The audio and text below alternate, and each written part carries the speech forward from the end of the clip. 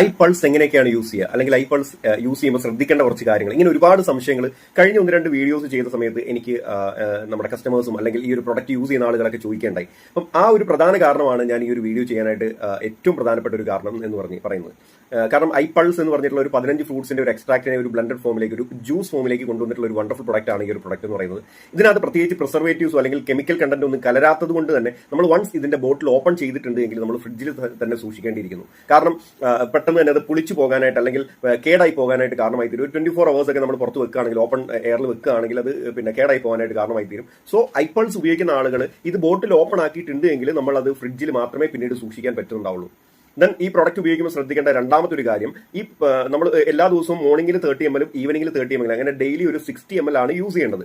ഒരു ആവറേജ് അല്ലെങ്കിൽ ഒരു 13-14 വയസ്സിന് മുകളിൽ പ്രായമുള്ള ആളുകളെ സംബന്ധിച്ച് നമ്മൾ നിർബന്ധമായിട്ടും അല്ലെങ്കിൽ ഉപയോഗിക്കുമ്പോൾ 30 ml വീതം വേണം യൂസ് ചെയ്യാനായിട്ട്.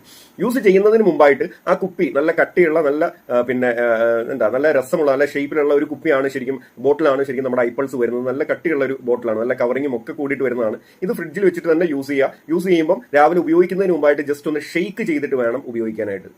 മൂന്നാമത്തെ ഒരു കാര്യം, ഇത് 30 ml നമ്മൾ ഭക്ഷണം കഴിക്കുന്നതിന് മുമ്പായിട്ട്, അഥവാ എംപ്റ്റി സ്റ്റൊമക്കിൽ വേണം ഐ പൾസ് ഉപയോഗിക്കാനായിട്ട്. എംപ്റ്റി സ്റ്റൊമക്കിൽ ചെന്നാൽ മാത്രമേ നമ്മുടെ ബോഡി അത്രയ്ക്കും നന്നായിട്ട് അത് അബ്സർവ് ചെയ്യത്തുള്ളൂ. സോ ഭക്ഷണം കഴിക്കുന്നതിന്റെ മുമ്പായിട്ട് ഒരു 30 ml യൂസ് ചെയ്യുക. വെറും വയറ്റിൽ ചെന്നു എന്ന് നമ്മൾ ഉറപ്പുവരുത്തുക. കാരണം ഐ പൾസ് ഉപയോഗിക്കുന്നതിന് തൊട്ട് മുമ്പ് ഒരു അരമണിക്കൂർ മുമ്പോ അല്ലെങ്കിൽ അരമണിക്കൂർ ശേഷമോ എന്തെങ്കിലും കഴിക്കുന്ന രീതിയിൽ വേണം പ്ലാൻ ചെയ്യാനായിട്ട്. സോ ഈ കാര്യം എല്ലാവരും ശ്രദ്ധിക്കുക. ഐ പൾസ് ഉപയോഗിക്കുന്നതിന് ഒരു അരമണിക്കൂർ മുമ്പായിട്ട് നമ്മൾ വേറെ ഒന്നും കഴിക്കുകയോ കുടിക്കുകയോ ചെയ്യരുത്. അരമണിക്കൂർ കഴിഞ്ഞിട്ടേ മറ്റെന്തെങ്കിലും കഴിക്കുകയോ കുടിക്കുകയോ ചെയ്യാവുള്ളൂ. അപ്പം എംപ്റ്റി സ്റ്റൊമക്ക് ആണ് എന്ന് നമ്മൾ ഉറപ്പുവരുത്തുക. വൈകിട്ടും ഇതേപോലെ തന്നെ നമ്മൾ ഭക്ഷണം കഴിക്കുന്നതിന് അരമണിക്കൂർ മുമ്പായിട്ട് നമുക്ക് ഐ പൾസ് യൂസ് ചെയ്യാൻ സാധിക്കുന്നുണ്ടാവും. അപ്പോഴും ശ്രദ്ധിക്കേണ്ടത് എംപ്റ്റി സ്റ്റൊമക്ക് ആണ് എന്ന് നമ്മൾ ഉറപ്പുവരുത്തുക.